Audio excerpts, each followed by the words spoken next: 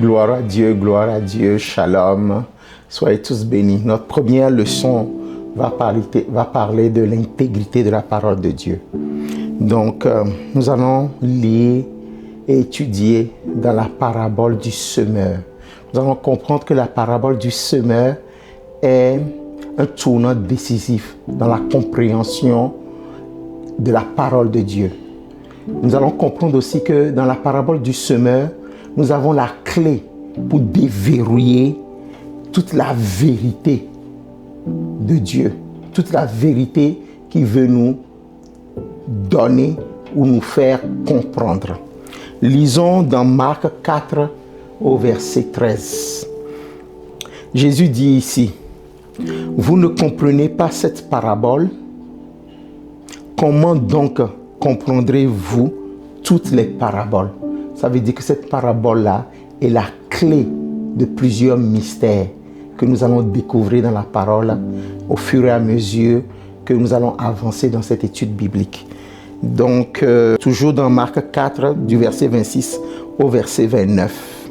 Avant de continuer, je voudrais prendre soin de dire ceci. Vous allez comprendre ça au fur et à mesure que nous allons avancer dans l'étude biblique de l'intégrité de la parole de Dieu. Mais avant de continuer, je voudrais que vous sachiez qu'à chaque fois que moi, du moins, je vais faire ces études bibliques-là, je vais mettre l'accent sur la lecture de la parole. Parce que citer les versets ne produit pas l'effet escompté. Parce que la parole de Dieu, c'est une semence. Il faut la semer pour qu'elle tombe dans une terre pour pouvoir porter des fruits. Nous allons comprendre ça tout à l'heure. Mais avant qu'on arrive là, je voudrais que vous compreniez la nécessité de lire ces versets-là. Parce qu'il faut que ces versets soient lus. Il faut que ça soit entendu. Autrement, si je dis tout simplement Marc 4 versets, du verset 26 à 29, ce n'est pas la parole de Dieu. Ce n'est pas la parole de Dieu.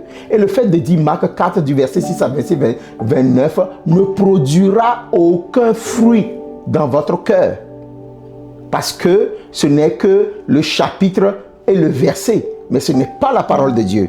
Donc je voudrais que vous compreniez la nécessité pour moi de lire la parole de Dieu à chaque fois pour que cela soit une semence qui soit plantée dans votre cœur.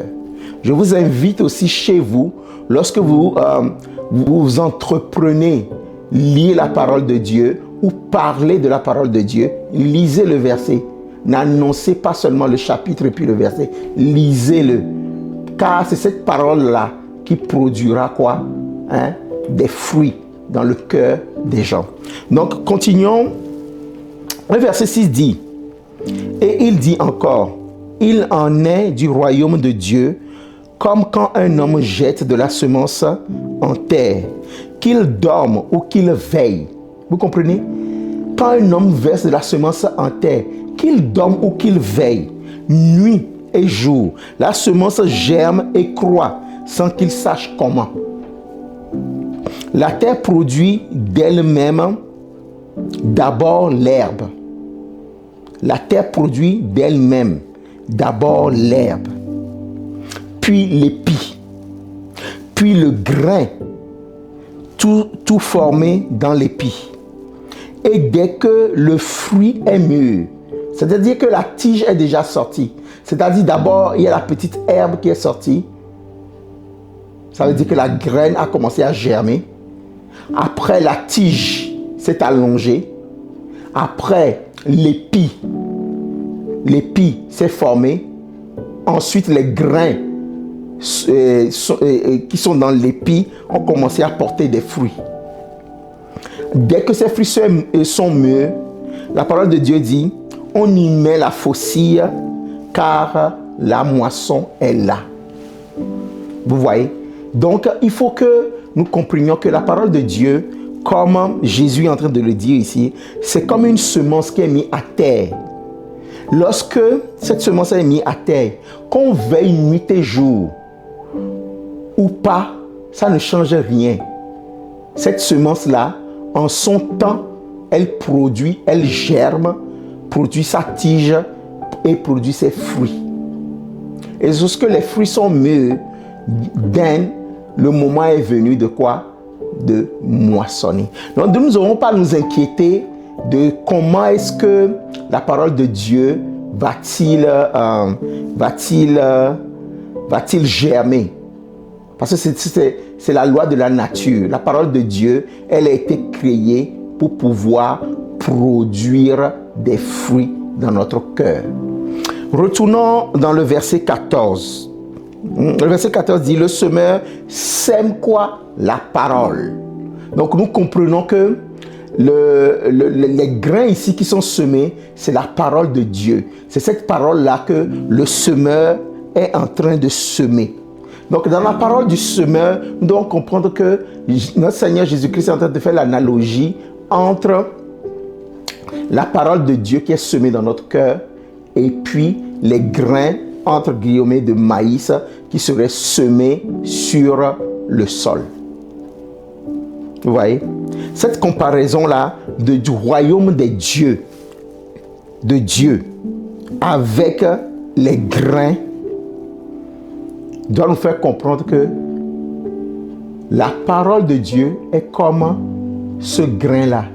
Lorsqu'elle tombe sur la bonne terre, elle fait quoi? Elle finit par germer, pousser et donner des fruits. Que nous veillons nuit et jour ou pas, ça ne change en rien sur le fait que cette graine-là, en son temps, elle germera, en son temps, elle grandira, en son temps, elle portera des fruits et ces fruits-là seront moissonnés le jour de quoi? De la moisson. Continuons notre lecture dans Proverbe 4 à partir du verset 20 au verset 24. Si nous voulons un changement dans nos vies, nous devons nous rendre compte que nous ne devons pas négliger la parole de Dieu et nous devons croire à ce que la parole de Dieu nous dit. Proverbe 4 du verset 20 au verset 24. Mon fils, sois attentif à ces paroles. Prête l'oreille à mes discours. Qu'ils ne s'éloignent pas de tes yeux. Garde-les dans le fond de ton cœur. Garde-les dans le fond de ton cœur. Car c'est là, c'est la vie pour ceux qui les trouvent. C'est la santé pour tout leur corps. Car c'est la vie pour ceux qui les trouvent. C'est la santé pour tout leur corps. Garde ton cœur plus que toute autre chose, car de lui viennent les sources de la vie. Garde ton cœur plus que toute autre chose, car d'elle viennent les sources de la vie. Écarte de ta bouche la fausseté. Éloigne de tes lèvres les détours. Vous voyez, le verset 23 est très important. Garde ton cœur plus que toute autre chose, car de lui viennent les sources de la vie. C'est-à-dire que dans ton cœur, ça dépend de ce que tu es en train de semer dans ton cœur. C'est de là que viennent les sources de la vie. Donc si nous semons la parole de Dieu dans nos cœurs, nous pouvons expecter récolter les fruits de la parole de Dieu.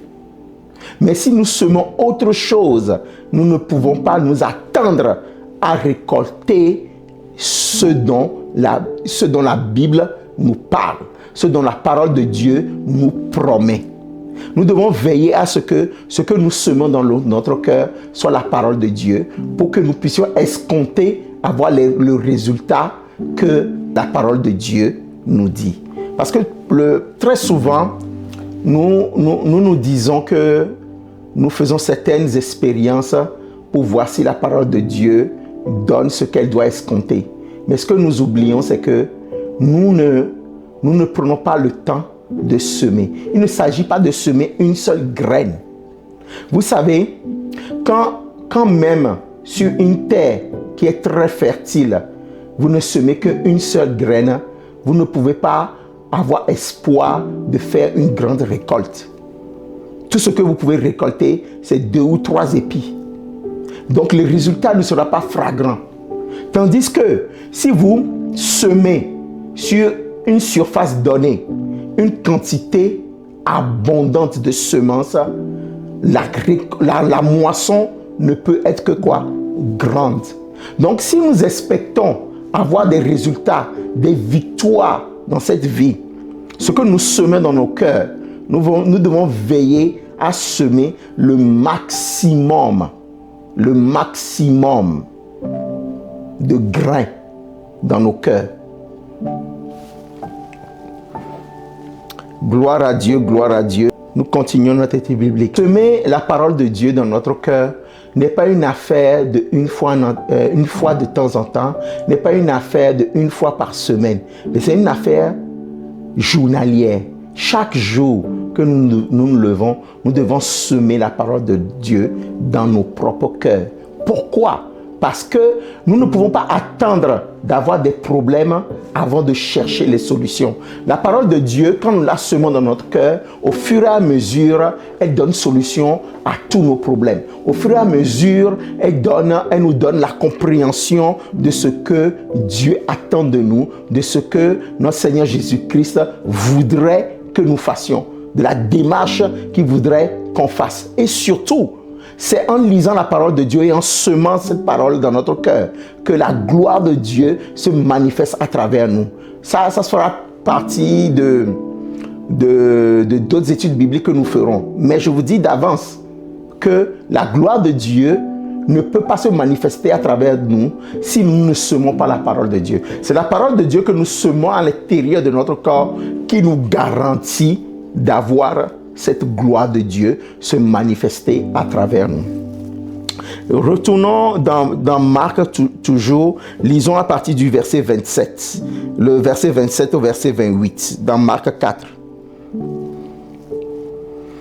Qu'il dorme ou qu'il veille, nuit et jour, la semence germe et croît sans qu'il sache comment. La terre produit d'elle-même d'abord l'herbe, puis l'épi, puis le grain, tout formé dans l'épi. Vous voyez? Donc, il y a un temps pour semer. Il y a un temps pour récolter aussi. Le semeur, celui qui sème, même s'il veille nuit et jour, ça ne change en rien au temps où la graine va germer. Ça ne change en rien. Même s'il veille nuit et jour, ça ne changera rien du tout au temps où cette graine-là va germer. Nous devons comprendre qu'il y a un temps pour semer et il y a un temps pour récolter. Mais une chose est sûre, nous devons semer beaucoup pour attendre une récolte massive. Gloire à Dieu. Gloire à Dieu. Le temps devient donc notre allié dans ce processus parce que le fait de semer la parole chaque jour, qu'est-ce que cela fait? À partir du moment où nous allons commencer à récolter, la récolte ne finira plus. Pourquoi? Parce que lorsque nous sommes nés de nouveau et que nous avons connu notre Seigneur Jésus-Christ, que nous avons reçu son esprit à l'intérieur de nous et qu'à partir de ce moment, nous avons commencé à semer la parole de Dieu dans notre cœur, qu'est-ce qui se passe? Les premières récoltes du premier jour viennent, la deuxième récolte du deuxième jour vient, la troisième récolte du troisième jour vient, etc. Ce qui fait que dans nos vies, il n'y a pas absence de moisson. Parce que nous semons régulièrement chaque jour. Donc les résultats qui est la moisson, elle est continue aussi dans nos vies. Parce que quand nous parlons de la grâce de Dieu, nous disons que nous prions pour être dans la grâce de Dieu. Qu'est-ce que cela signifie? Il faut que cette grâce-là soit continue. Il ne faut pas qu'elle soit momentanée. Donc c'est le fait de planter la parole de Dieu dans nos cœurs de manière quotidienne, de manière régulière, qui nous garantit une moisson donnée et une moisson régulière aussi. Nous ne récoltons pas aujourd'hui et demain, nous avons fait. La récolte, elle vient de manière permanente parce que nous avons semé aussi de manière permanente. Je suis en train d'attirer votre attention sur ces choses-là pour que vous vous rendiez compte que lorsque les hommes de Dieu nous disent de lire la parole de Dieu, ce n'est pas pour rien. Parce qu'elle est une réelle semence dans nos cœurs. Et plus nous la semons, plus la récolte, elle est abondante, plus elle est régulière, plus elle est stable et plus elle est constante. La constance Nous ne pouvons donc pas attendre qu'il fasse nuit ou qu'il soit trop tard avant de commencer par semer la parole de Dieu dans nos cœurs. Cette parole de Dieu, nous devons la semer de manière quotidienne.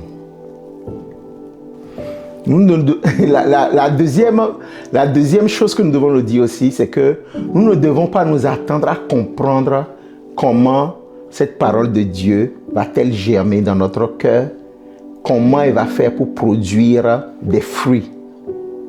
Nous, notre part, notre boulot, c'est de semer cette parole-là. Comment elle fait pour germer ne nous concerne pas. Ce n'est pas notre problème. C'est la même chose pour le grain de maïs. Lorsqu'elle tombe à terre, elle pourrit, elle germe, elle donne une feuille premièrement, elle donne une tige, elle donne des épis, elle donne des fruits plus tard. C'est-à-dire, nous ne nous posons pas la question comment ça se fait. Oui, nous savons juste que lorsque nous semons, ça germe. Notre cœur est aussi cette terre-là. Cette terre-là dans laquelle nous semons, c'est notre cœur. Lisons Romains 8 au verset 6. Et l'affection de la chair.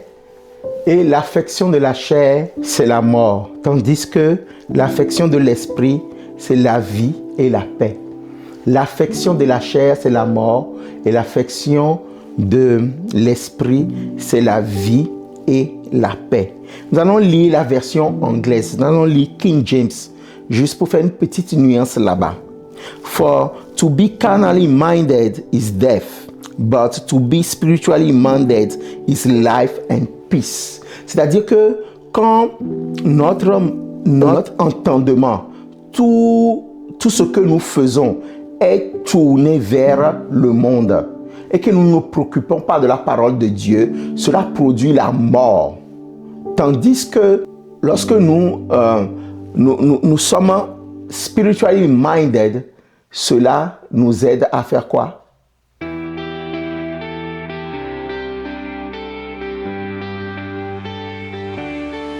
Zaza part dans nos maisons, lumière vivante, sainte onction.